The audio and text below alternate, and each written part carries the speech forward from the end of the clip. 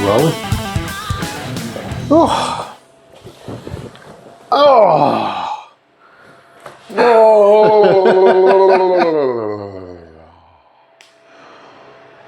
Hello. Oh, hello. We're back. We're back. We're back in the whatever this is. In the conservatoire. The alternate The cave. conservatoire. The conservatoire. How are we? Yeah, I have a slight headache. You have a slight headache? Slight headache, but You've been a bit quiet. Yeah. What's the show sponsored by today? I'm not too sure if it's sponsored by my alcoholism. By Samuel Joe's Kentucky Reserve, straight Kentucky bourbon, matured in white oak casks. Just in case that's important, I don't know. It's the Jack Daniel's alternative. Yeah, we are pulling out. Well, it's more of a Jim Beam alternative, I'd imagine. What is it? Because Jack Daniel's is a sour mash, and Jim Beam's the bourbon. But it's got the Jack Daniel's aesthetic. Yeah. But it's helping with the headache, I must admit. Because the more you drink, the more you forget you've got a headache. No, I think I've got a headache because, and I know it's a little bit. I've got gin. It might sound a little bit lame, but I've had to fast today, as you're aware. Yes. Because I've had to have scans. Scans over my abdomen. Scans on your abdomen. So run us through today, Dave. Come on. So yeah, I was awaiting some scans, and the appointment came through last week for today. Yeah. So the original plan for today was for me to try and get the day off work so we could go to Blackpool, which is probably like the worst day to go to Blackpool. Why? Because the weather's terrible. Well, today the weather's terrible. It's even worse when you're at Blackpool because you're by the sea. Because you're by the sea and it's Blackpool, really. So we were going to go to Blackpool and buy cowboy hats, but that hasn't happened. That hasn't worked. I haven't got a cowboy hat. I'm very disappointed. Yeah, because the scan came through. So we changed the plan to like maybe going out. But you know we're old men and the weather's bad. So yeah. In a nutshell, ladies and gentlemen, I was driving and we were ready to go out. Really. Yeah. And we had a look outside and we went, nah, it's really, really rainy. Yeah, it's not really rainy. It's not good at all. You don't get the outside experience and everyone and no one comes out. It's not too bad if you're only going to one place. Yeah. And then, you can just get your taxi home from there and whatnot. But it's not the weather for it. No. I'm not 18 anymore. No. It's not for me. No, so, yeah, Cleon picked me up. He did pick me up from work after an initial, where the hell are you? And you're like, I'm here. And I'm like, where? I'm here. I've just pulled in the street. What street? Where? Oh, I see what's happened. So you've gone to my house. So I had to have an ultrasound across the end. Well, I think it was meant to be for the liver. That's what it was initially for. It's a very exploratory episode. Yeah, it was for the liver. But she scanned every nook and cranny. Like from the rib, where the ribs end. Well, you did come out with your trousers round your ankles. Yeah. Dragging. You were crying at one point. She said, like, can you lower your trousers? And as I started taking my pants off, she was like, no, just like, just lower them a little bit. Just lower the pants a little bit. Keep the dick in the pants, like. Yeah, and she's like, we're not scanning that. Bit of a moment. Oh. And then she got this lube out, and I'm like, oh, there we go. Anyway. Yeah. So, no, I had a full, like, she did everything. Sides, bottom, top, up, down, left, right, all over the abdomen. And I'm looking at the monitor as she's doing it, and I'm like, can you tell if it's a boy or a girl? And you know that she's heard that joke a million times. Yeah. And she's like... Did she go, ah, ha, ha, ha, ha. And then the nurse that was with her was just telling me about where she's going out for a tea. She's having a lovely curry tonight at the Kismet. At the Kismet? Yeah, the one in Harts Hill, not the one in Bursman. Where's the one in Harts Hill? No idea. I just went, oh, that's nice. So yeah, instead of going out... Please feel to let us know where the Kismet is. Instead of going out, we've decided to come here.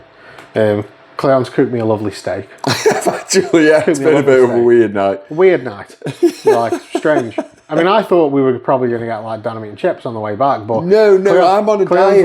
Cleon's like, do you want some steak? And I'm never going to turn steak down. I'm No, just like, no, yeah, so- cool. When do I not want steak? Oh. Apart from the 2 years I was vegetarian. But yeah, when do I not want steak? What? I said apart from the 2 years that I was vegetarian. Oh, right, Do you remember sorry. them days? Yeah. The dark days. Yeah, the dog. The days we don't talk as about. you can see, I've completely blanked them out because I think for 2 years I did nothing but barrel abuse at you. Yeah.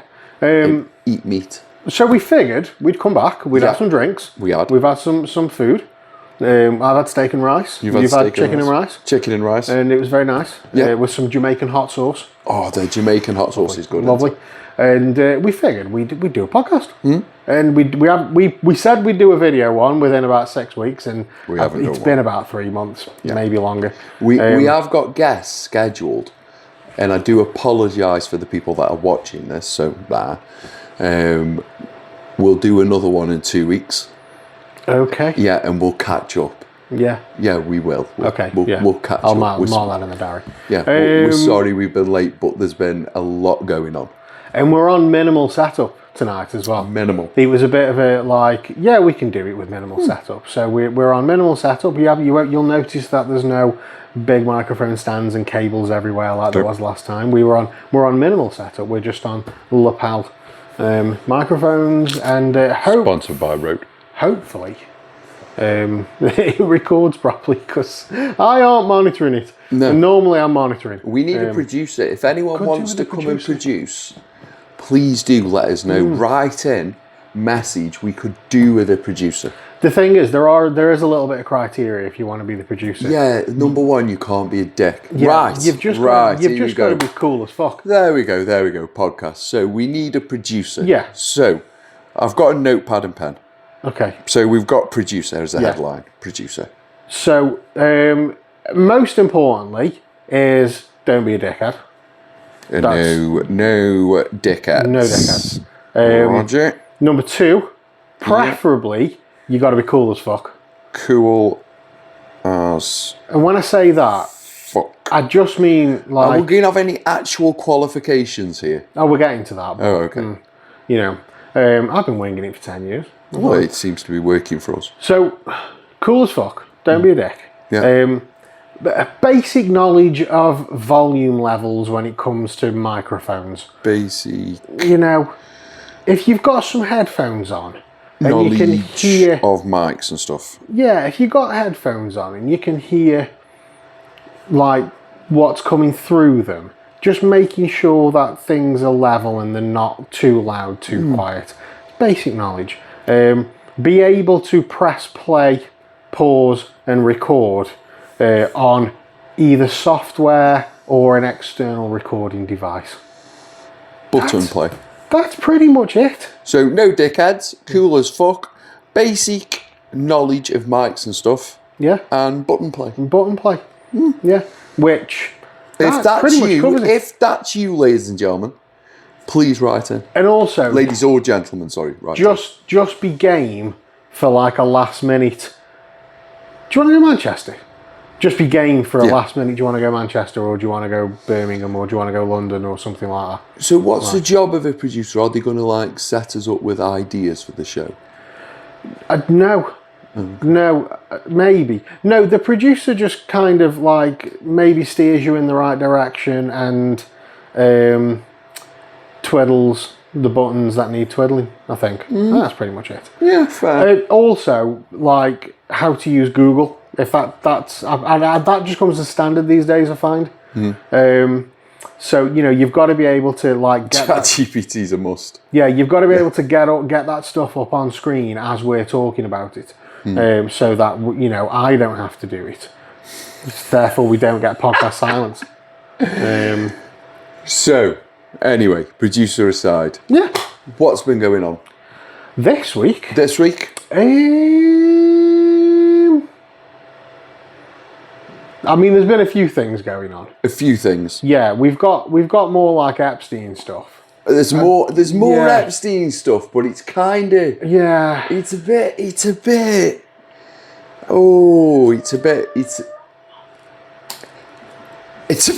bit trashy. yeah. It's all right. We've got dogs the other side We've of the got two cameras. dogs. and they're just a bit sad because they can't come in with us. We've got Little Consuela Little Consuela and Big Scruffy. and Big Scruffy, but we can't bring him in because Big Scruffy will knock all the marks Yeah, out. he's a lump, isn't he? Yeah. But he's adorable. But he's adorable. Anyway. So this week, for me personally, this week, I have been to the Victoria Hall, representing Stoke-on-Trent Festival. Yeah. The classical charity that brings classical music to Stoke-on-Trent. And this week we hosted the BBC Philharmonic with Elizabeth Browse was the pianist, the soloist. The pianist. And Adam Hickox. Hickox, I think that's his surname. It was the conductor. And she played some Tchaikovsky. Was it good? Honestly, I didn't see it. So my job role was to entertain patrons and schmooze and liaise and that kind of thing. I didn't really have time to go in and watch it, which I'm a little bit annoyed about because she did play the William Tell overture. So I was kind of looking forward to that, but no, I didn't get to see it. But it's really nice. It's not what I do, you know what I mean? I know rock music. I know pop music. I know, You should have watched it. I know local gigs. That's my thing. I know putting bands on. I don't know orchestras. I don't know the ins and outs of all that. So at the moment, I'm finding it quite fascinating to get into the nitty gritty of all this. I've studied classical music and I listen to classical music and I've been to the shows before. But to actually be a part now, really a part of the team, because before, I was part of the marketing and the ticket sales and stuff, but now to actually be part of the team that puts these shows together, to be on that team, that's liaising with orchestras, that's talking to venues, that's,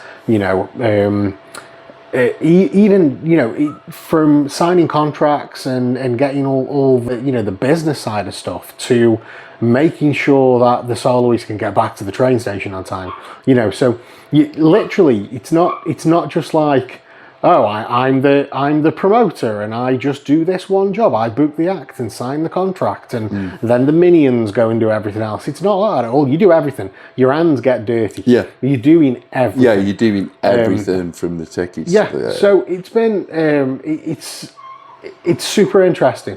And meeting new people, talking to new people, and honestly, how nice people are.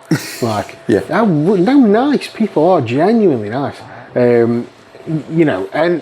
And it's also been good to actually chat to our patrons. So we have a patron system where you can pay a premium fee, but you get tickets for every concert, in the best seats. You get tickets for every piano recital wherever you want to sit. You get access to the sponsors lounge where we put wine on and nibbles and things like that. And these little perks, because you're paying a premium for your ticket. And as much as I've been in the lounge before, I've never really spoken to people in there.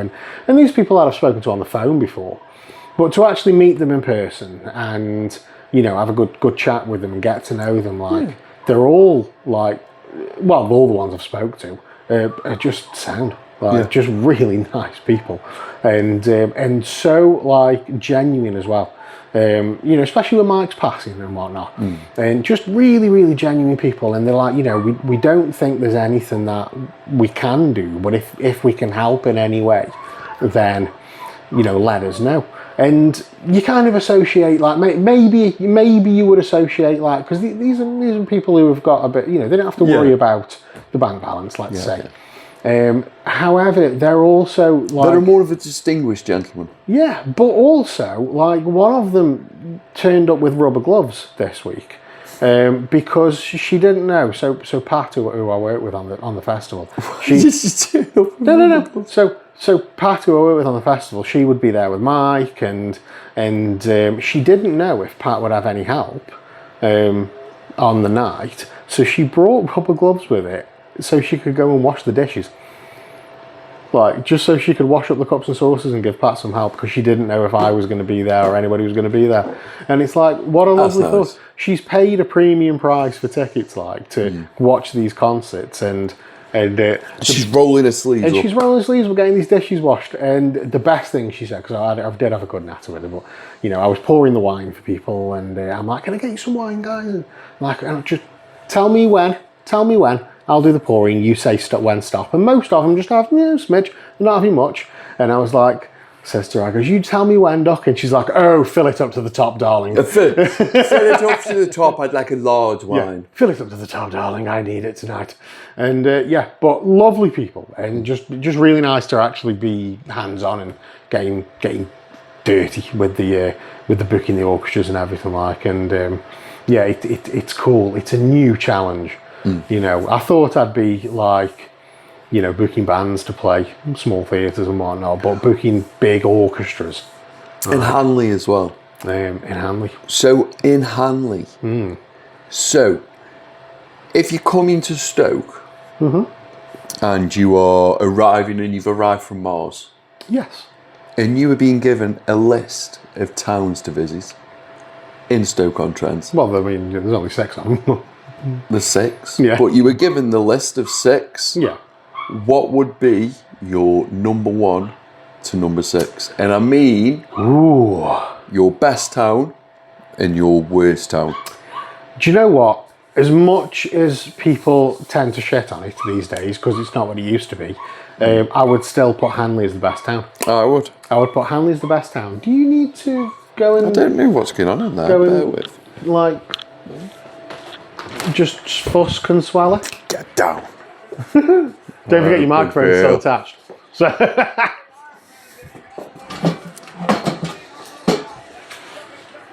yeah. Get on your box now.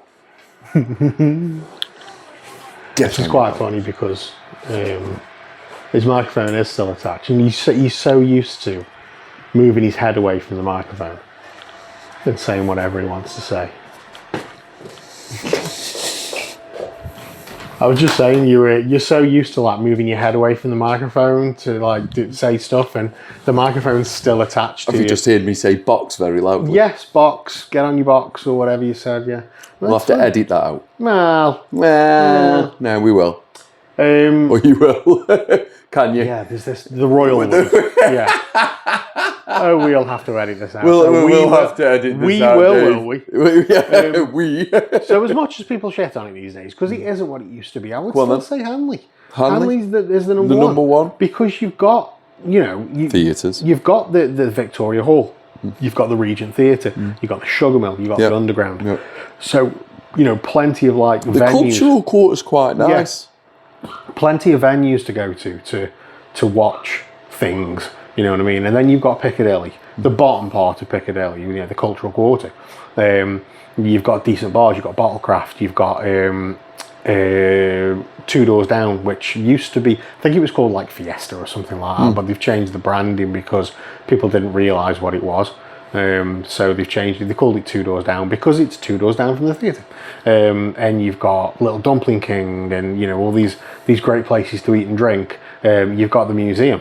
The Potteries Museum, which I think it's still displaying some of the Staffordshire Hoard, and you've got the Spitfire in there. And the museum's all right. Yeah, the museum's all right. It has got the Hoard in there. It's got like a Viking area. Yeah, I love that. And you sit in that chair, sit in the chair. Yeah, like King of the North. And you've got as much as there's not the variety or as many shops as there used to be. You've still got the shopping centre. There's a cinema. Yeah, and like I say, plenty of eateries. Plenty of shops to go to. Plenty. It's not that bad. It's just it's what gets put out on social media, and it's like the headlines that you get from like Stoke-on-Trent Live, and it's people commenting going, "Oh, don't go there anymore. It's a shithole. It's a shithole. There's never any investments in there." And that puts people off from going. Yeah. But if you were to come and just like mooch around, and you'll see that there's still plenty of places to go. There's plenty of things to do, and there's plenty of shops to visit. We're there. Music Mania's there. Valacore Books. Drop City Books is reopening at the end of the month. Yeah. Down and it's opening at massive premises. The old Panasonic shop, massive premises, down there. The eateries, the pubs, the theatres, loads of stuff. So Hanley, bang, number 1. Yeah. Okay. Number 2. It's a tough one because I would say Burslem. Yep. For the architecture. Just text a message because she just rang and she went, "Why are you answering your phone? Why are you answering your phone?" I've put mine on Do Not Disturb and sent a message home saying, if you do ring me, it's pointless. Yeah. I hope there's no emergencies because, so maybe Burslem for like the architecture, and there's still a few decent pubs there.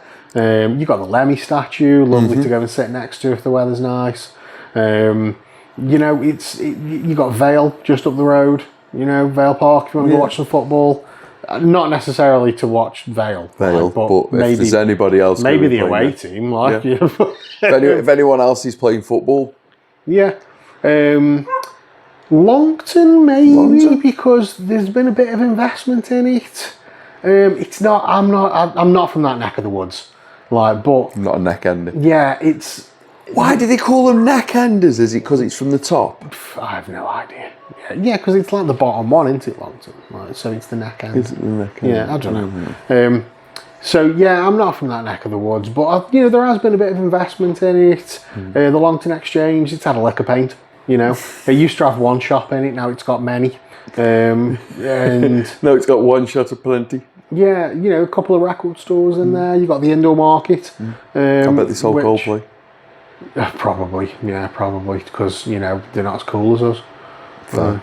Good answer, really. Yeah, I know. So that means Tunstall's going to have to come in after Longton because that's still got bits and bobs going on up there. It's not magnificent, but you've still got the markets. Tunstall's basically a load of bargain shops. Bargain shops, neon lights, and 3 pubs. Yeah, and the market. And used to have a swimming pool. And a bunch of kebab shops and a chippy. Yeah, used to have a swimming pool, not anymore. Stoke goes 5th. Nothing really left down there at all. Big Sainsbury's. Big Sainsbury's, haven't they? What is in Stoke? I haven't been Stoke Wheatsheaf, but it's just a Wetherspoons now. I think the Talbot's now a last orders. There used to be a wicked kebab house called Big J's. That's not there anymore. Was that on the corner? Yeah. Yeah, next to there was. I'm going to put him up. Next to Spode. Oh God, this is where the cameras get knocked over. It won't be. The monster's coming. And obviously Fenton's last because what even is it? Out. Not you. Yeah, what even is Fenton? Fenton's just the road you drive from Hanley to Longton. I don't even know what Fenton is. It's not even a real town. No, Fenton's a shithole. I just don't get it. Fenton's a KFC. Fenton, apparently it's got a town centre. I've never seen it. Oh, I have. It's a straight line. I have. Do you know where... It did have a town hall. Where the magistrate's court is? You know where the court is? Kind of, but not really. You do. Where... The thing about Fenton is, right, you drive down one road to go through it, and then you drive up another road to go back. Yeah, no, you've got the road. So I'd imagine the town centre somewhere in the middle. You've got Litchfield Street, then you've got, I think it's Victoria Street or Litchfield Street, Victoria Road. That Victoria Road that goes up to the top, and you get to the top, and you can either go left, KFC there, see you later KFC, or you can go right. As you go right, you've got the old courthouse on your right, and there's a centre there. Oh right, okay. Well, I never knew that. That's where the Christmas tree was, if we go back 4 episodes. Okay. It does have, on the outskirts... Perfect circle. Riff Factory, which started off life as a small rehearsal room, and now it's a venue. Launched late last year as a small venue. Do you know the guy? I do know Ant, who started it up. And then, so you had Riff Factory rehearsals in Fenton, and there was Riff Factory recording, which was, I think it was like somewhere on the way up to Kidsgrove. and Tom ran that. But then they brought everything into Fenton because they ended up buying the unit that was below their unit, and now they've got the Riff Factory venue, for putting gigs on and whatnot. But yeah, I do remember talking to Ant a few years back now, and I don't think the business was in a good place, and he was contemplating like closing down, selling up, and I think he had a bit of a like no, why should I do that? Why? No. And he just like kept it going and powered through, and now it's thriving. And I tell you this, like, I mean, I don't know if he listens to the show or if he watches any of the stuff that we do, but he is like one of the nicest guys ever, Ant is, and he always looked after us when we used to rehearse there. And we kind of became like the go-to band for testing out new rooms and stuff. Can I put you in this room tonight? Why? Well, I've knocked the wall through. I want to know what it sounds like. All right. It's strange you should say that. Because I've reached out to the Riff Factory to borrow one of their rooms. Oh, okay. Yeah, it's really weird. You should say that. Yeah, no, yeah, and sound, Tom's sound. I can't remember the other guy's name. I think it might be Liam. Could be Luke. The other guy who works. I can't remember his name. Are they all disciples? But maybe. But they're just a good bunch of guys, just decent guys. Like. Good.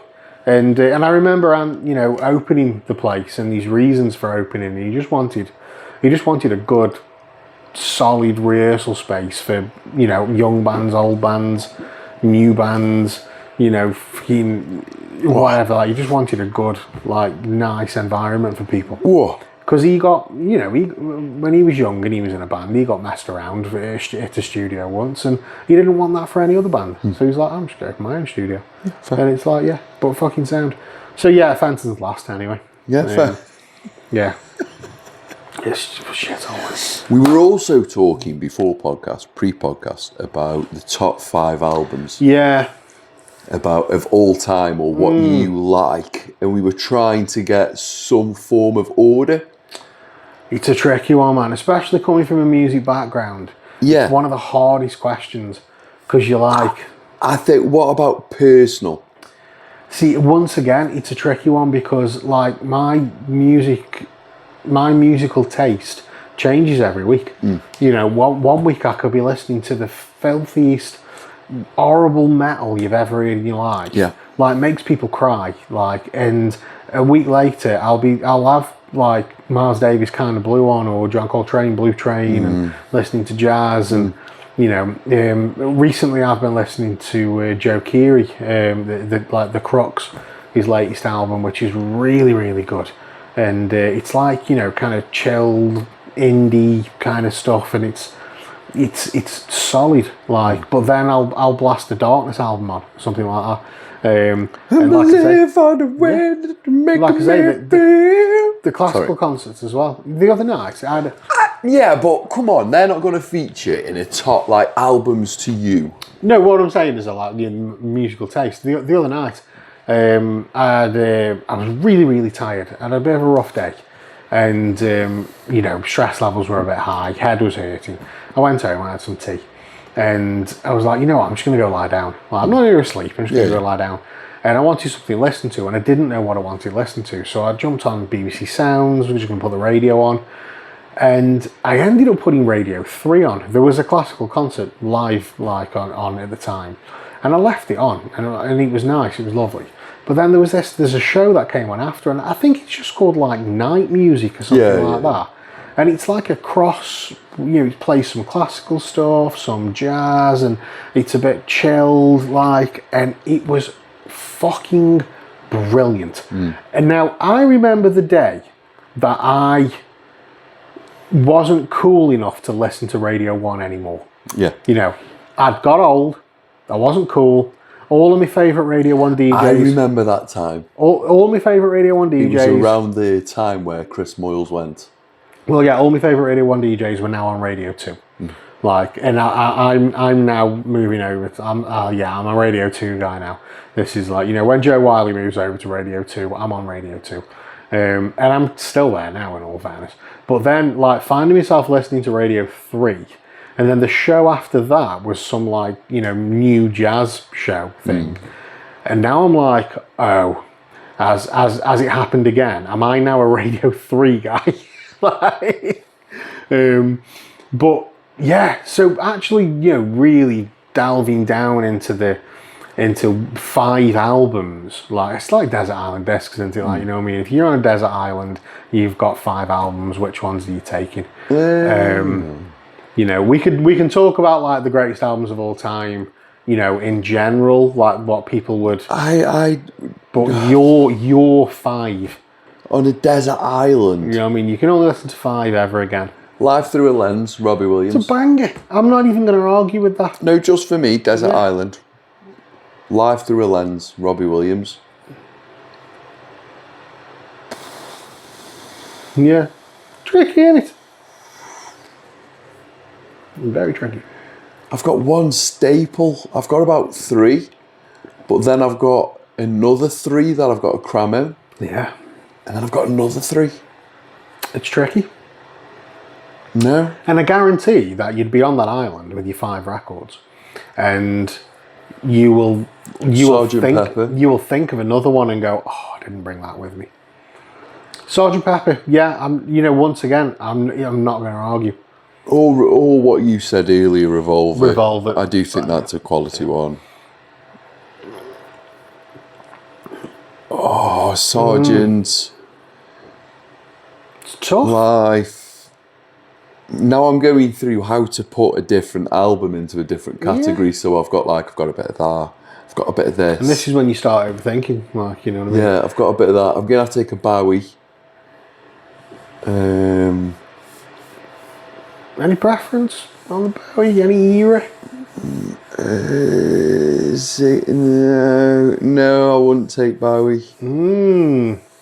No, I wouldn't. Fucking Young Americans. Oh, Young Americans. No, you're just tempting me. You're just hanging a bait out. This is just me. 5. Shut up. Thin Lizzy.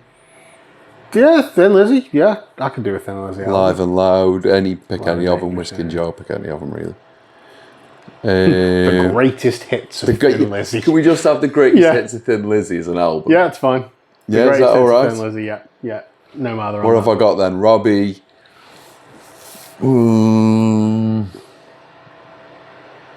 It's a tricky one. You got Robbie, you got Beatles, you got Thin Lizzy. Are you taking a Bowie? I'm going to have a Dre. Ooh. Now. There's only 2 that you can pick from, as far as I'm concerned, with Dre. Oh, the problem is I've got to type of encapsulate hip-hop in one album. If you can only take one hip-hop album, then you need to take... One hip-hop album? Oh, it's a tricky one because, like, you know, for me. So let me just throw them up there. Let me just kind of AI this out. So you've got College Dropout. Do you know what? That was the one that I was going to say. College Dropout. Just to throw one up. Then you've got Jay-Z's The Blueprint. Yeah, The Blueprint. Just Doggy Style, Snoop. Snoop Doggy Style. This is before we lean into Dre with 2001. Yeah. So, but would it be The Chronic or 2001? It's going to be 2001. Okay, it is a banger. Biggie Smalls. Not me. Oh, okay. Not me. Wu-Tang. That's me. Yeah. Just greatest hits. Greatest hits. The greatest Essentials. hits of the Wu-Tang Clan. Yeah. There's so many. To be fair, fucking Marshall Mathers or Slim Shady, you know? Yes. Yeah, it's not really Kendrick Lamar's my bag. Drake. Do you know what I've been listening? Do you know what I've been listening to at the moment? Cardi B. Oh right, yeah. I've been listening to loads of Cardi B. Actually, really funny. For me, for hip hop, I love Doggy Style, but I was a kid when that came out. Missy Elliott. Yes. Yeah, Missy Elliott. Eve. Eve? Yeah. I was going to say Mary J. Blige, but she's R&B, isn't she? But yeah, for me, I remember Doggy Style coming out. I was a kid. And my brother had a copy of it on tape. Yep. And I was like, it was naughty words. You know what I mean? There was naughty words in it. But it was like, it was the beats, it was the music, it was the sampling. And I'm like, this is like, wow. But I mean, that's Dre produced. You know what I mean? So I'm a little older than you. So I remember NWA. So I would have been kind of your age when I got NWA. Public Enemy. Takes a nation of millions to hold us back. It's like, what? It's fucking brilliant. When you can't narrow it down in one genre. Top 5 rappers. And then you're trying to do a top 5, like top 5 MCs, top 5 rappers. Right, okay. Rakim. Okay. Fucking brilliant. Snoop. Okay. I'm not. Kanye. Really? Okay. Yeah. Okay. 100%. Okay. So what I said: Rakim, Snoop, Kanye, Jay-Z, yeah, Eminem. Okay. Eminem. But you literally, if you came out with another 5 with a different, with a different 5, I'd be like, it's subjective. Because you missed Pac out there. I did miss Pac out, yeah, and Biggie he's brilliant, Smalls. and I miss Biggie out. But for me personally, they're not there. Rakim's one of the greatest MCs of all time, and it's just a shame that he's not held in as high a regard as some of the other guys. I missed out all of fucking NWA. All of them. It's like, but there's Cube for me is in that. Oh my god, I forgot about Cube.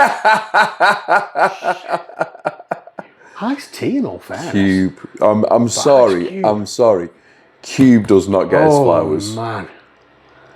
Yeah. He does not get his flowers, that guy doesn't. Some stuff that is. Oh, mate. Yeah, I can't even narrow down. Do you have any idea? I was never a big Kendrick Lamar fan until like recently, and when I've actually started. I think I've introduced you to Kendrick. Yeah. That his last album's fucking brilliant. I think everything he does is fantastic. Speaking of Kanye, have you seen that he's come out and apologised for everything he's said and done? It's funny how he's got a new album on the way out. Yeah. So he's signed to a small independent label for his new album, and it's coming through one of the small distributors in the UK. So it's not out for a while, but we've already had the email saying, allocations, you need to get in touch. Where's my vinyl? It's not out yet.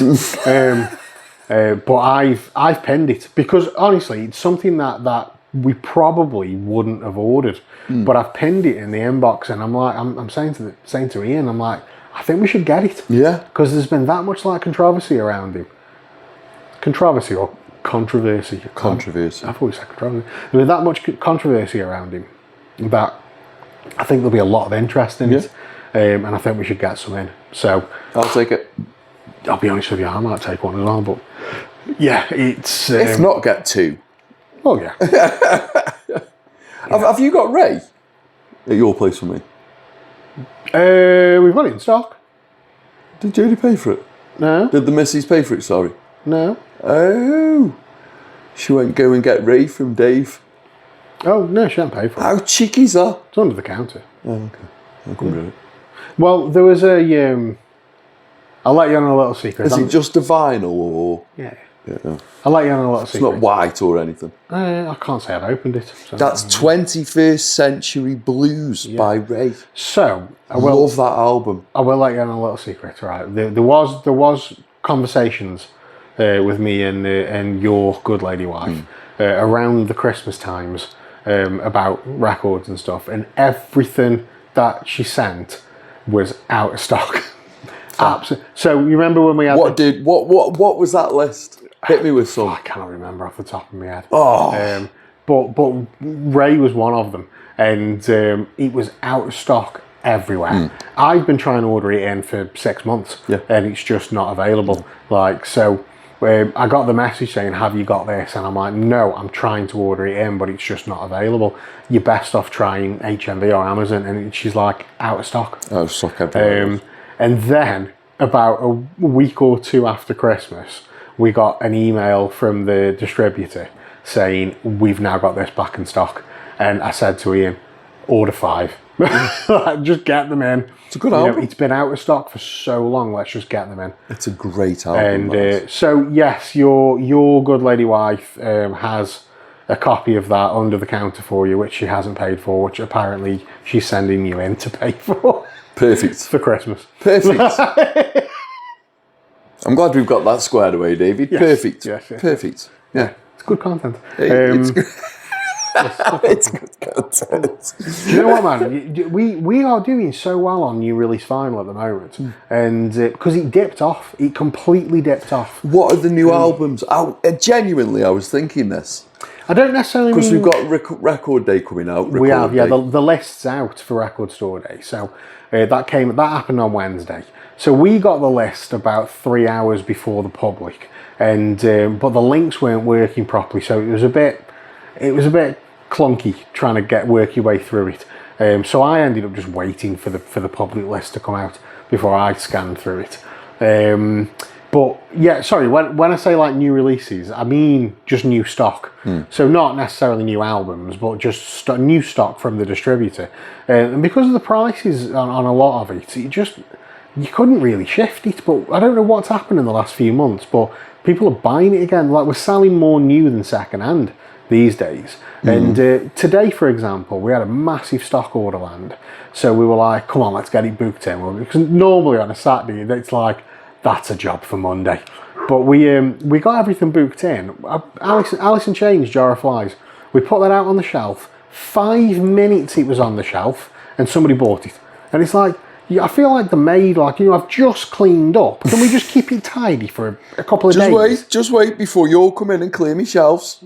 Let it be tidy for a bit. Yeah, but people are just snapping up, which is fucking brilliant. Elton John's got something out for Record Store Day. Has he? Madonna has, yeah.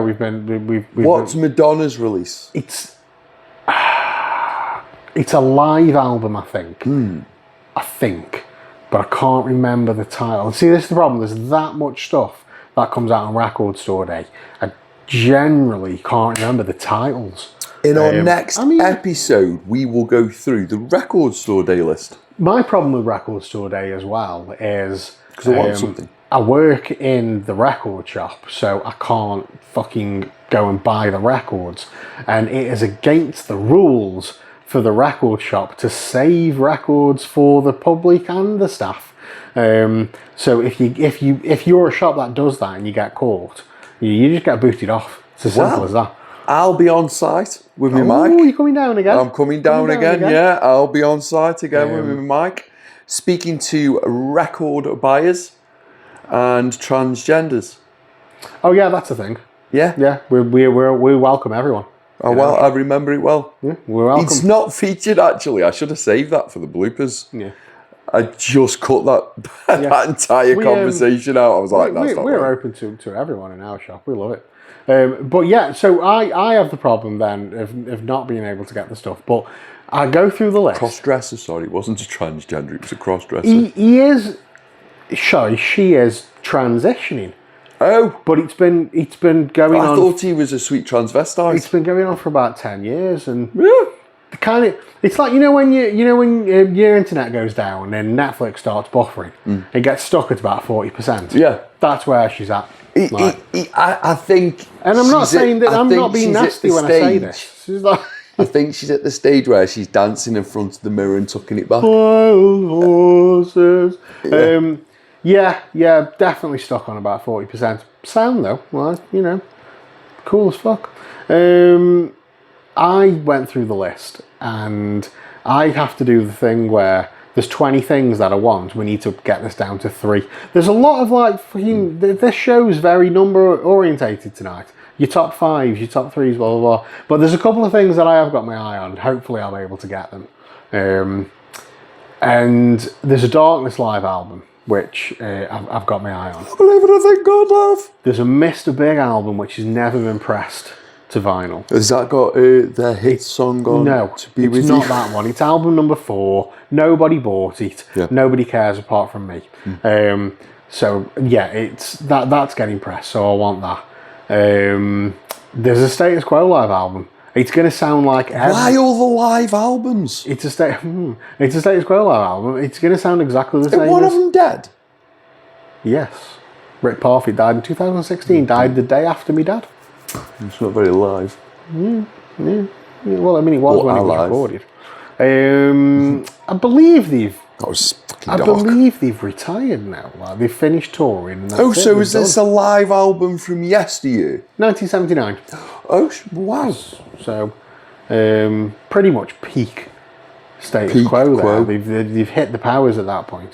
It was kind of downhill from there. Yeah, so that's on the list. But then there's a Cooler Shaker 7-inch.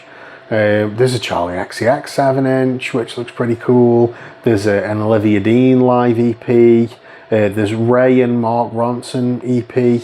Your eyes just lit up. Didn't it? Oh, that'll be good. Mate, Bronson's fantastic, mate. Yeah. But there's some really good stuff on the list. But once again, the same as every record store He's day. in a top 5 album. Yeah. Once again, the same as every record store day, there's like 60% tripe. Like, just landfill. It's, yeah. I don't know how they get away with it. Do you know what I'm going to do? Go on. I'm going to get every single music type Okay. and do a top 5 for the next episode. For the next episode, I will attempt to do the same thing, but I guarantee as soon as I press stop on recording this episode, I'll just forget.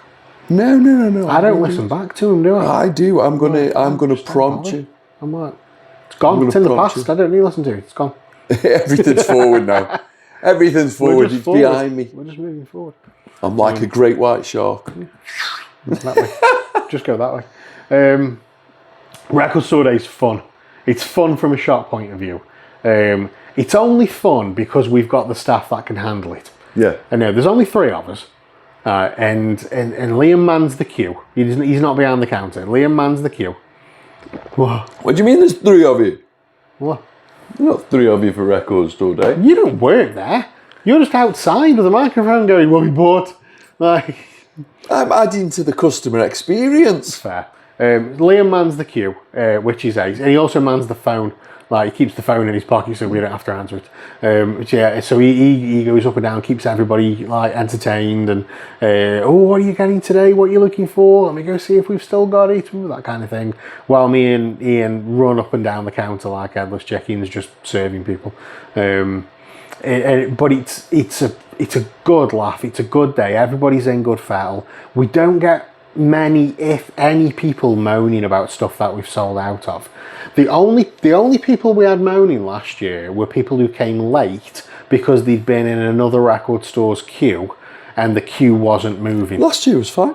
Last year, and this is the thing. You had them girls who got the Taylor Swift variant. Oh, they did, yeah, and they were well happy. They were more than happy.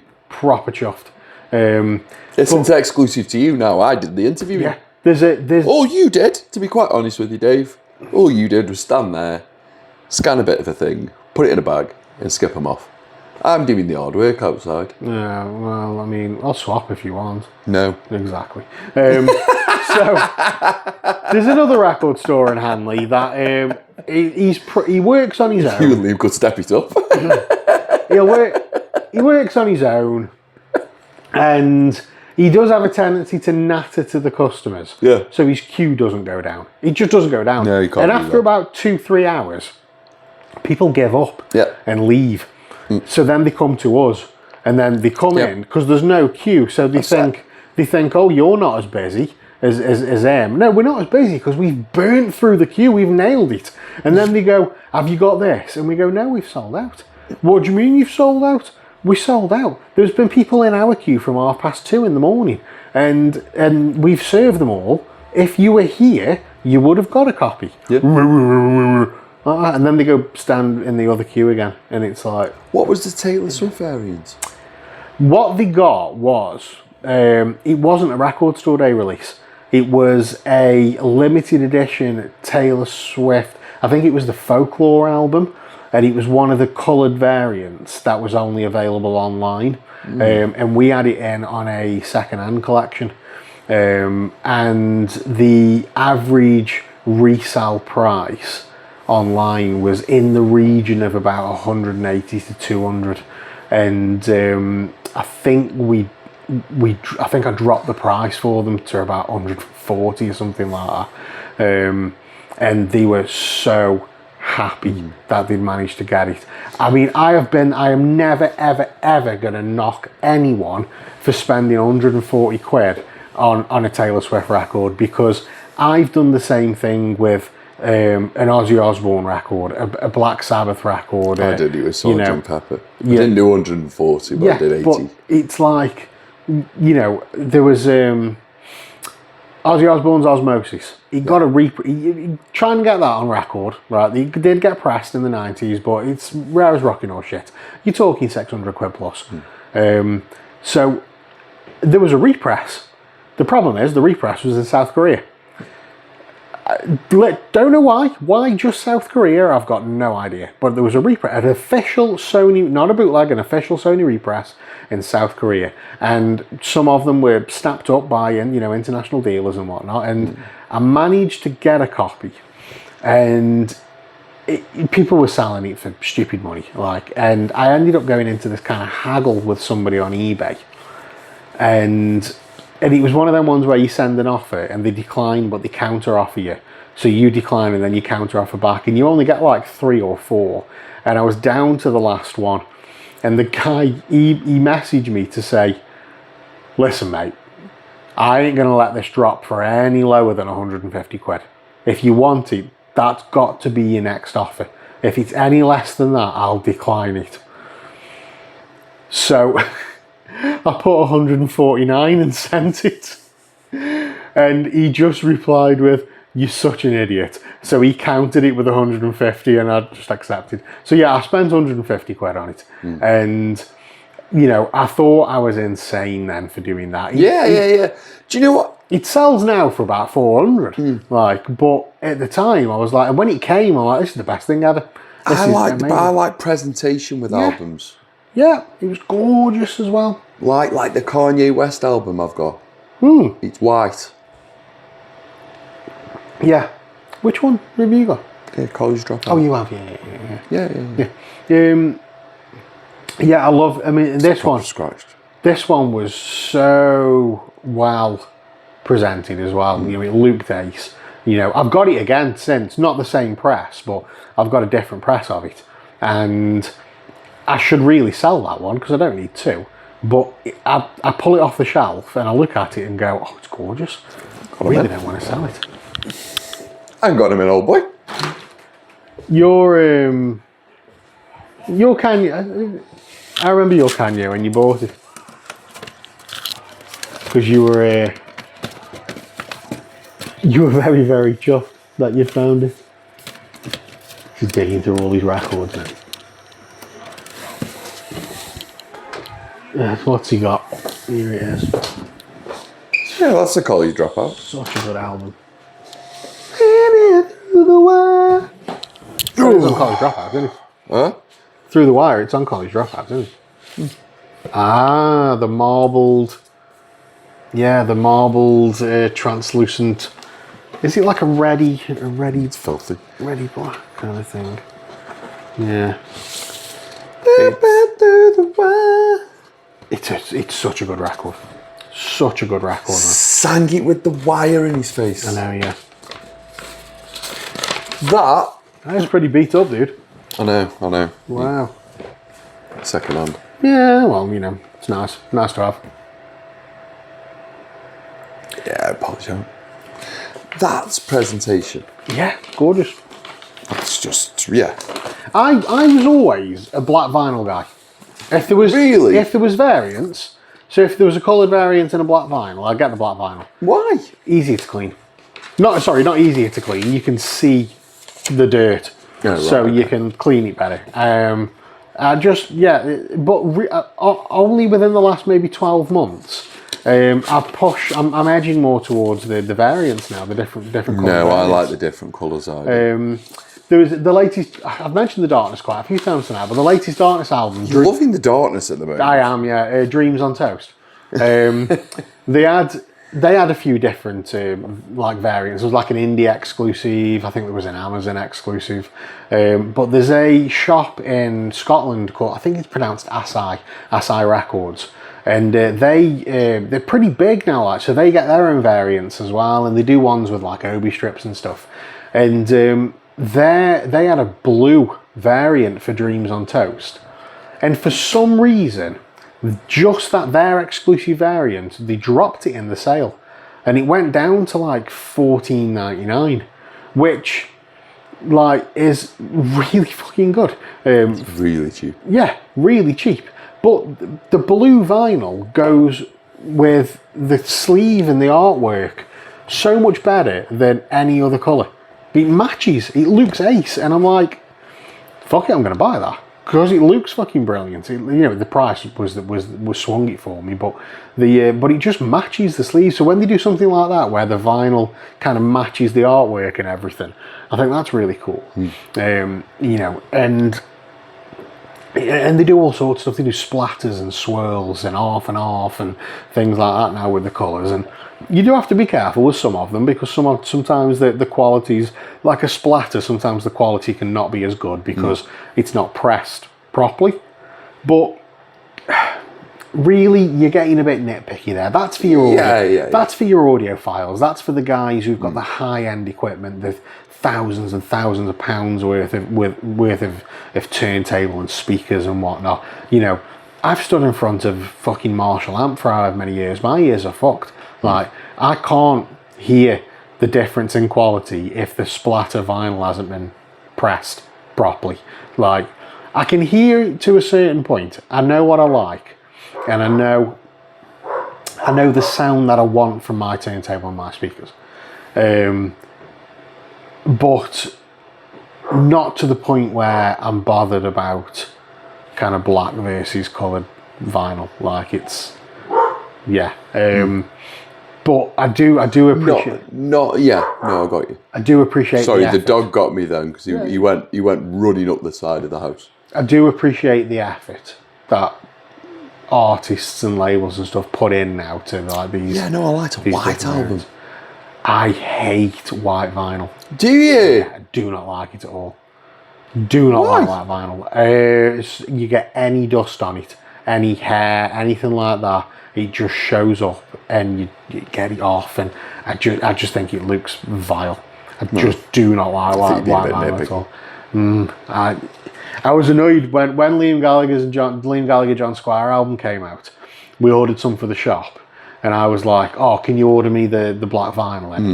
And he was like, "Yeah, sure, no worries." And he didn't. He just ordered all the white vinyl, and I'm like, "Where's the black one?" And he went, "Oh, I forgot about that." So I had to have it on white vinyl, and that annoyed me a bit. But yeah, it's just preference. I just don't like it. So what I do like? What? Eco vinyl. Something that they're doing now. What's eco vinyl? Is that no? Just stop a minute. Is that basically like a basket? Go on. Is it? Is it corn? No. Is it like out of a woven material? No. Is it like a basket material? No, it's just offcuts. Offcut to what other vinyl? Yeah. Oh. So basically, when you press a record, yeah, it squishes it, and it pushes it out the sides, and then that goes onto a thing, and it trims.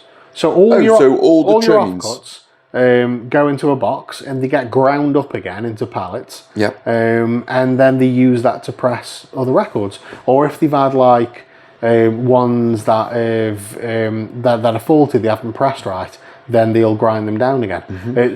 There's one pressing plant that doesn't actually grind them down. They kind of like lay them out in like certain patterns and whatnot on another puck.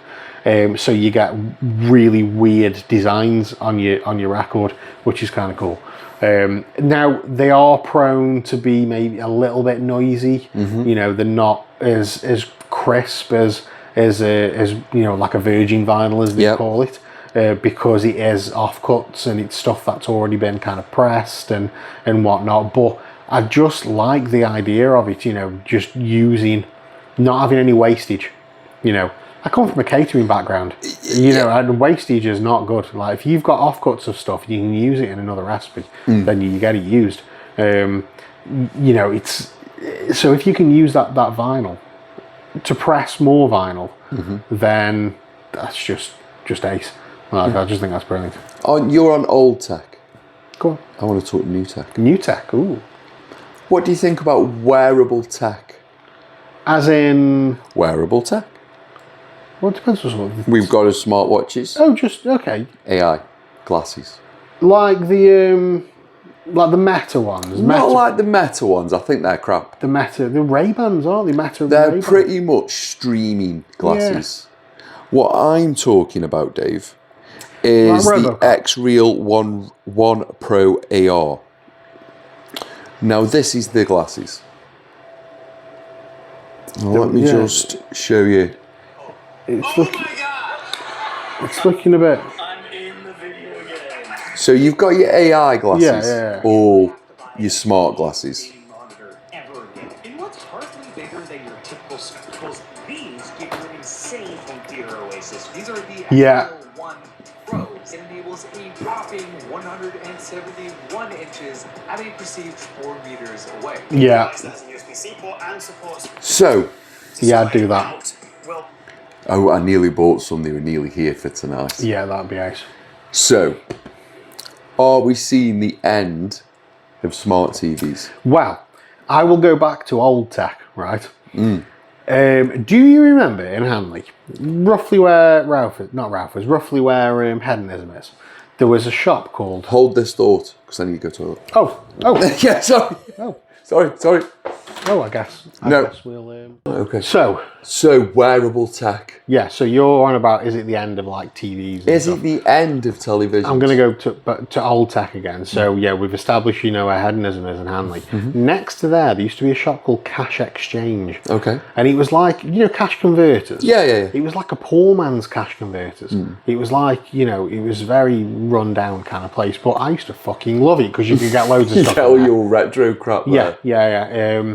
So Dave's front room's a bit like Ray Stance's lab. Yeah.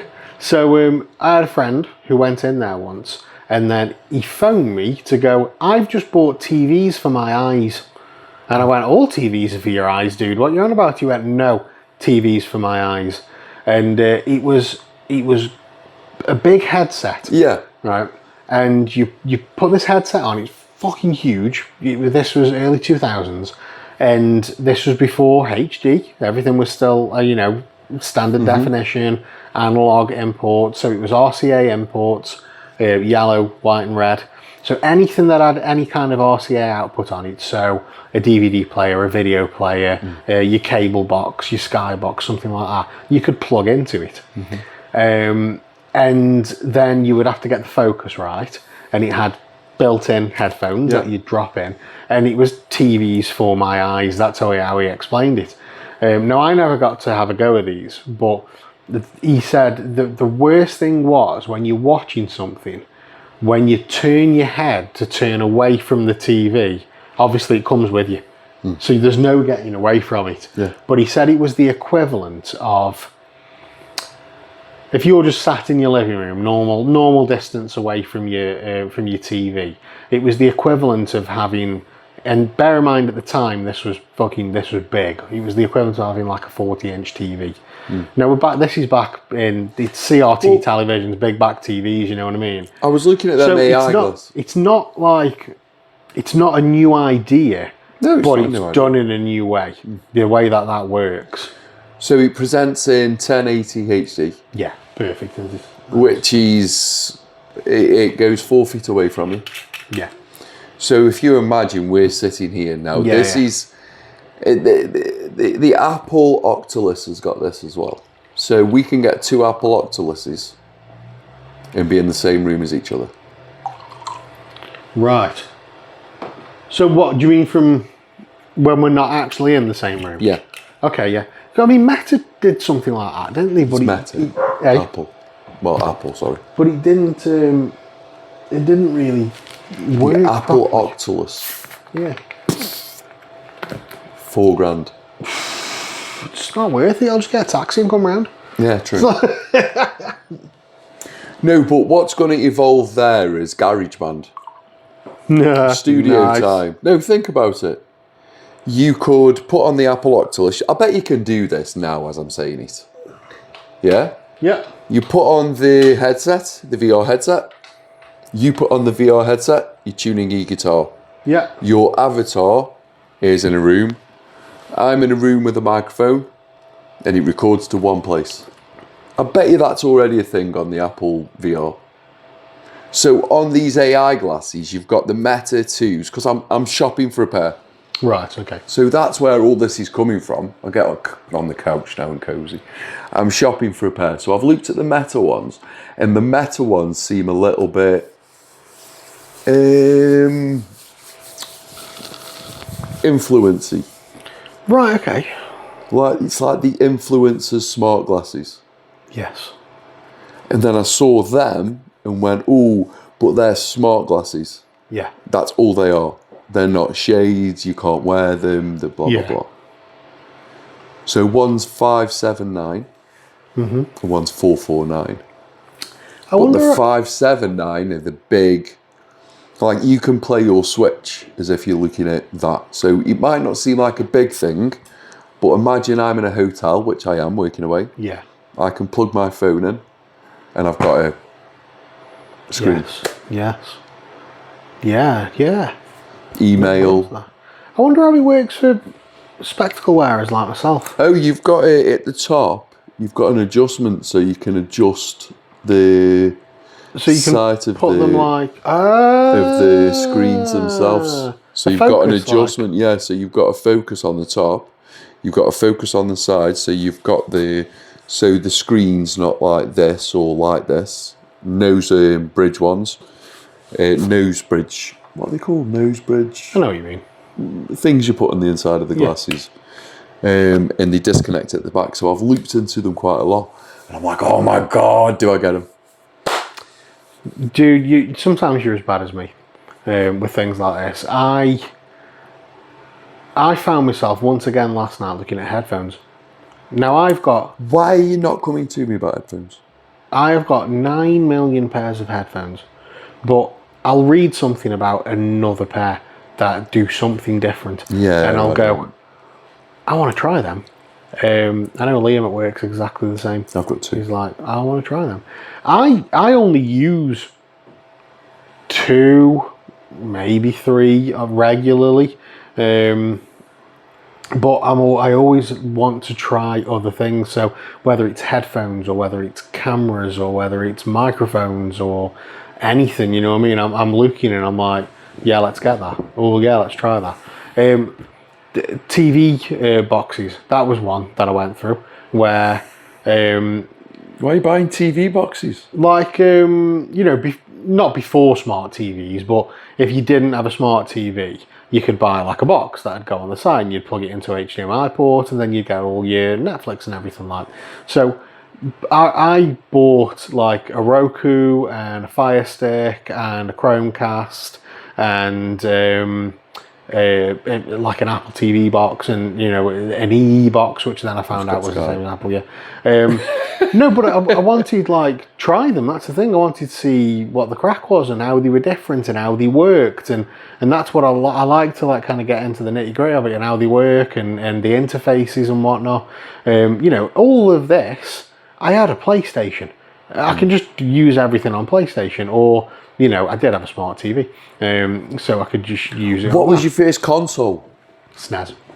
A Super Nintendo, was it? The one that I really remember. Yeah. So I mean, we had like, mate, consoles.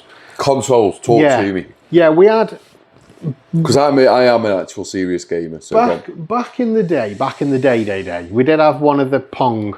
Your turn the thing. I will show you my FIFA team later. And the white lines go up, and we had one of them, and we had a Spectrum Plus 2. But when it came to the console, our first one was the SNES. And I'm older than you. I fucking loved that. I love that SNES. So my first, Still got it. My first computer was an Atari. Yeah. And the first game, the most exciting game, was 2 sticks and a ball. Yeah, well, that's the. So we didn't have an Atari, but it was a box, and you plugged it into your computer into your tally, and it was a turny joypad, and it was the 2 sticks. No, and but I the ball. think I did. And then we moved to the Master System, Altered Beast, which was a game, Double Dragon. Double Dragon, brilliant, love that game. And then it was the Mega Drive. So you were a Sega. Wait. Then it was the Mega Drive. What was the first Nintendo? Was it the Super Nintendo? What was the Nintendo before? NES. The Nintendo Entertainment System. Then there was the Nintendo Entertainment System. Around the same time as the Mega Drive. Yeah, I can never remember like the Master System and the Mega Drive and which way round they came. Nintendo Mega Drive Master System was all around the same time, and I had them because you had one and then the next and then the next. And then it was Super Nintendo, and I remember I was the first guy in Kidsgrove to have a Super Nintendo. It was the Street Fighter package. Yeah, I'm pretty certain I was the only person in my circle of friends that had a Super Nintendo because everybody else had Sega. So they all had like Mega Drives, Master Systems, whatever they were. Me and me, And we had but we had the SNES. But yeah, that was Street Fighter, Mario Kart, Super Mario Brothers, Mario All Stars. Yeah. We had a game called Rival Turf, which was, you remember Streets of Rage? Yeah. It's basically Nintendo's Streets of Rage. Yeah. It's like the same game, just with different characters. Super Ghouls and Ghosts, that was my dad's favourite game. It was like a Ghosts and Goblins kind of thing, and it was fucking solid. It was solid. To this day, I still can't do it. Like, when Adam got his Switch 2 last year, he was going through some of the stuff you can install, like, and there was a load of SNES games on there. So I told him to install Mario Kart, Super Mario Kart,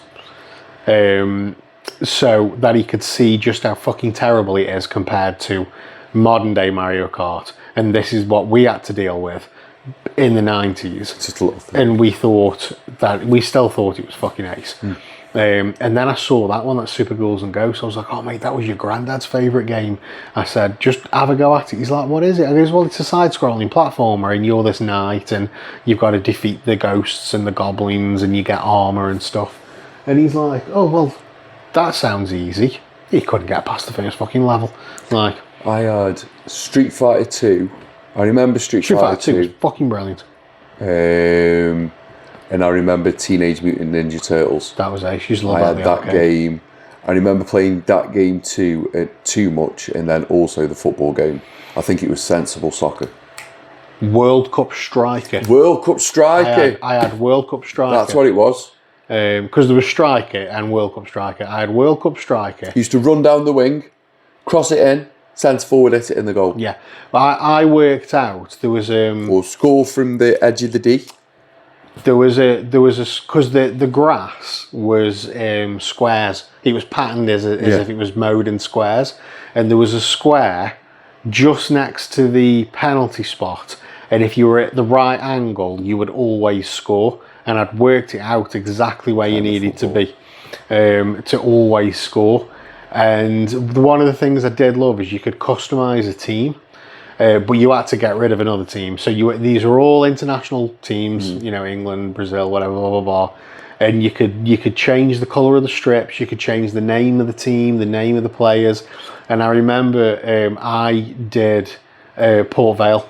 Did you? I got rid of England and I changed it for Port Vale. I've done so many teams. Yeah, changed it for Vale, and it was when they had the it probably would have been the yellow Tunstall Assurance, but it was just just the 2 stripes on the shoulders. Year before. Yeah, and so you had like Muscle White and goals and Neil Aspin, Tinfoil. Tony Naylor. What was next?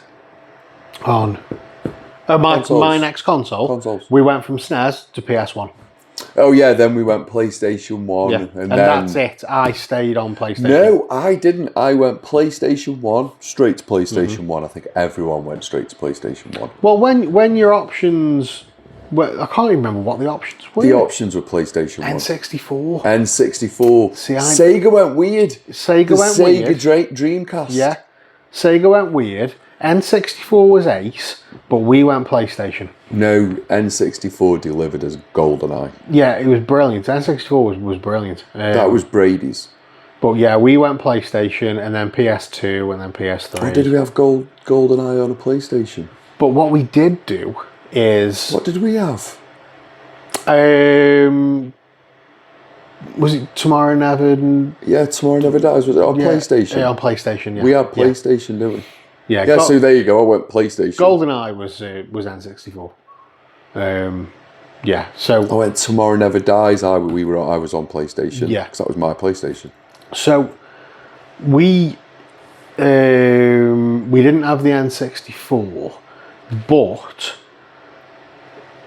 when I moved into my own place, we had a PS2, and then we had a PS3, and I did get a Nintendo Wii, and then I've kind of gone side by side then. So I've had like, you know, a Nintendo Wii, a PS3, a Wii U, a PS4, a Switch, and now we've still got the Switch, but we don't really use it. Adam bought a Switch 2, so that's kind of set up now, really as standard. But we haven't gone into PS5 territory yet. We've just, because we don't really game anymore, so I haven't had reason to get one. I want one, but I just haven't had reason to get one. So we're on PS4 and we're on Switch 2 at the moment. I went from PS1. Do you know what? I fucking love the Switch. Do you know where I went? I went from PS1. I might have gone to PS2. And then I went to Xbox. Yeah. I jumped to Xbox One. Yeah, people did. And I can't remember the game, but there would have been a reason why I jumped to Xbox One. I've got two... Is it a football game? Maybe. I've got two original Xbox. Have you? Xbox consoles. Big cross. Big motherfuckers, yeah. I've got two of them, but I modded them. You turn it up and it goes...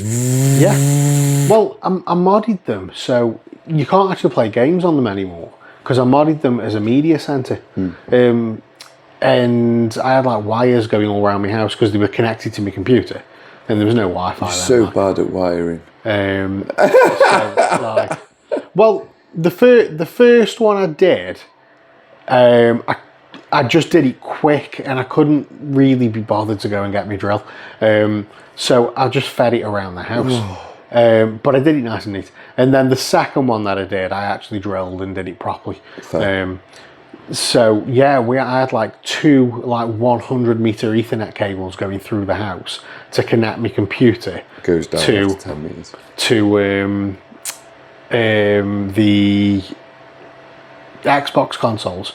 But it didn't need. It wasn't for Tinterweb. It was just. They were set up as a shared network. Go on. Yeah, they were set up as a shared network. So I had a shared folder on my computer, and any kind of films, TV shows, music, anything like that would be in that folder. And then you turn your Xbox on, and Xbox Media Center would load up, and then you could watch the stuff from your computer on your TV. I think from a very young age, I've taken internet for granted. Just because of the jobs I've done. Yeah. I've always had it for free. I always remember the very, very first time I had the internet in the house, and I still remember the phone number that I had to call from the modem to do it. I had a 28.8k dial-up modem, and it was a big motherfucker, like in my motherboard, and it was connected to the phone line as they all were, and I could only use it after 7 o'clock because then it was a penny a minute. After 7 o'clock, and the number was 0845 333 1121. What was the name of the internet service provider? UK Online. Yeah, that was the service provider. I still remember my username and password, and Yeah, 28.8K. And then I upgraded to a 56K dial-up modem. And I was like, I am the shit. Like, There's been no real console back war now, is it? It's PlayStation's one. yeah. Yeah, Yeah, it's there's no just- console war anymore.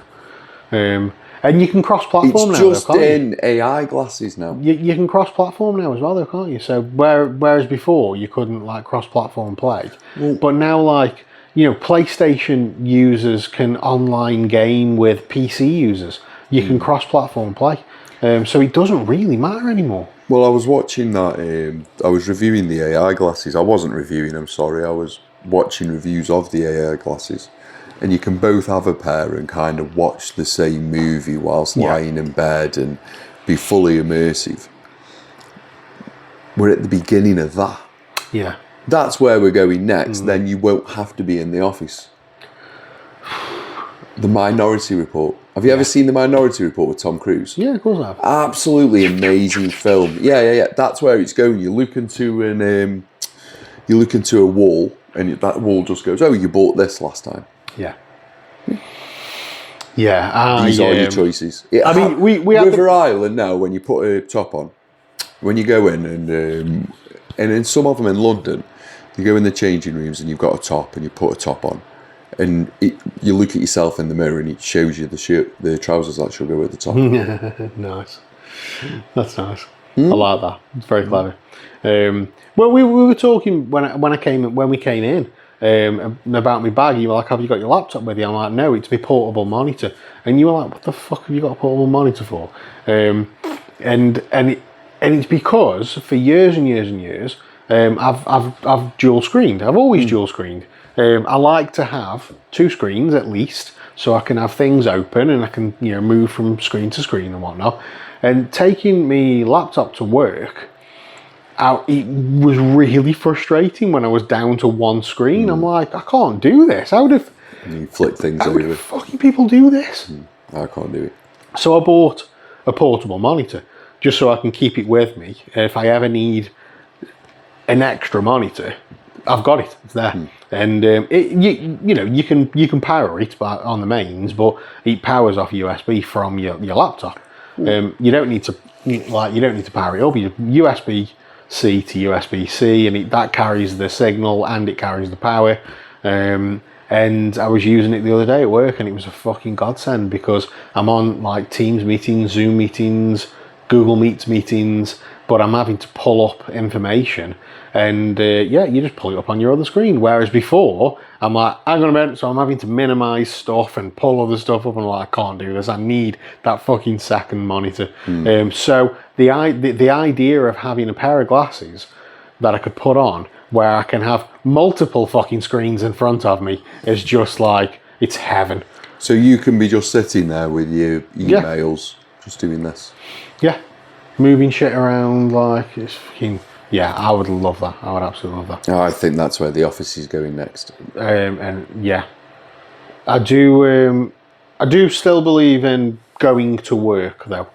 Yeah. So do I. But I don't like the whole rolling out your bed and getting on your computer and it's going to take over the world, mate. yeah. I just think there's something about going to work. We are a bunch of people that want everybody to do better at customer service, all the while not wanting to go to bed or getting up off our arse to go to work. One of my mates, Had a few drinks. One of my mates has worked from home since COVID, and It's not good for you. the office never reopened, and then when it did, they were like, we don't really need you to come back in, so you just stay there. And he put a request in. He had to go to his boss, who then had to go to their boss, and he put a request in to go back to the office. And he was like, even if it's just one day a week, can I come back to the office? Please. And they were like, yeah, okay. And so one day a week, he drives in and goes to the office because he's like, it's fucking... Like, my house should be my house, not my workplace. And even though, like, he's in his own home, when he's at work, and then he feels like he's disturbing the rest of the family because he's there doing his work, and he feels like he's kind of in the way. And he's like, I just want to go back to the fucking office. No one want, and that this is what it's going to be. It's going to be the end of people going in the office completely, because why would you need to? You can go in the park, Yeah.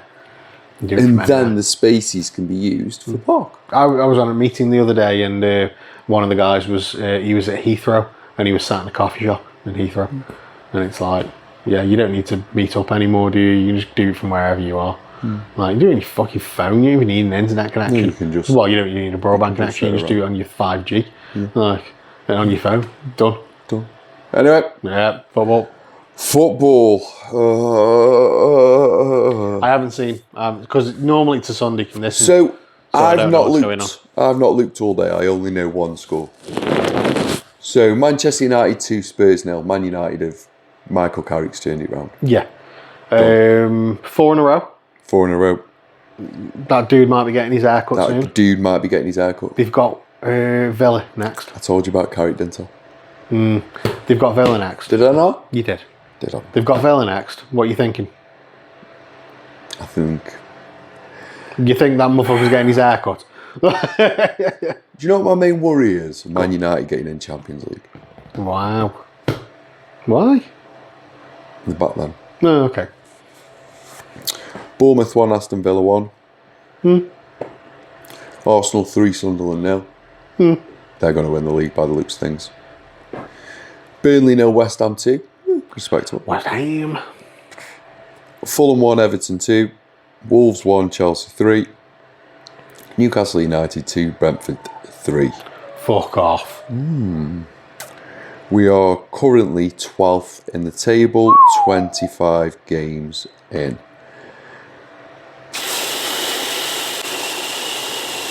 How many games in the Prem? 38? Yeah. It's not ideal. It's not ideal at all. Considering where you have been.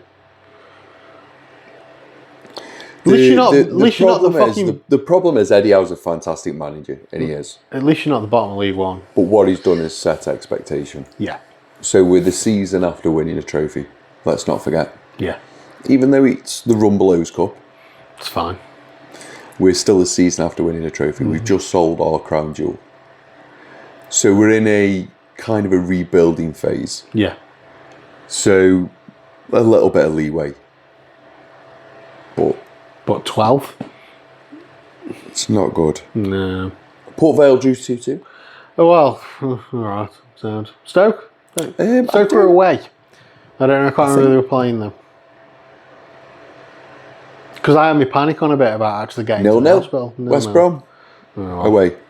Everything sounds a little bit mediocre this weekend. It does. Newcastle lost 3-2, pulled it back to 2-2, and then conceded another goal at the end. I'm a bit unhappy with Newcastle right now. Yeah, I can only imagine. They've been crap for the last couple of games, though. If Eddie Howe doesn't... Just...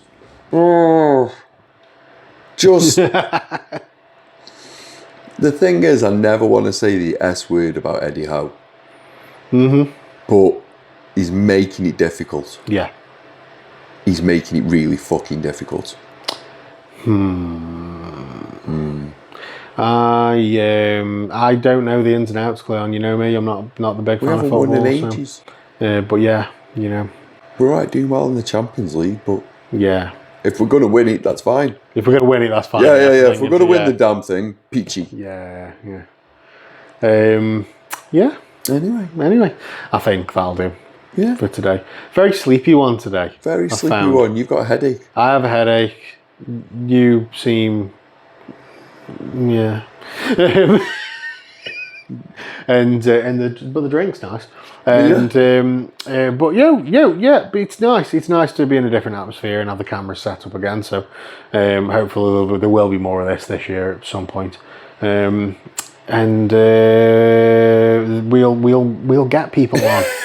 We'll get people on. We'll do it. We will do it. It'll be fine. Now I need to try and remember how I close the show, because normally I've got a computer in front of me with everything that I need to read out. So let me see. You're gonna have to go to a point to camera. We got camera 1, camera 2, camera 1, camera 2. Big thank you to everybody that listens week in and week out. Don't forget, we are available on all of your favourite podcast platforms. So if you could do us the favour, whatever your favourite podcast platform is, hit that like, follow and subscribe button. It makes... I get really fucking excited. I get an erection. Wow. I don't get that excited, but I'm close. There's a tingle. And follow us on social media. We're available on all your social media platforms, I think. There might be some that I don't know of. But we are Up the Trent Podcast on Instagram and Up the Trent on everything else. We're on Facebook and YouTube and TikTok and Blue Sky. I think that's it. And don't forget, you guys are awesome. And we'll see you next time. Well, that's a podcast. Sorry, dude, the dog was a...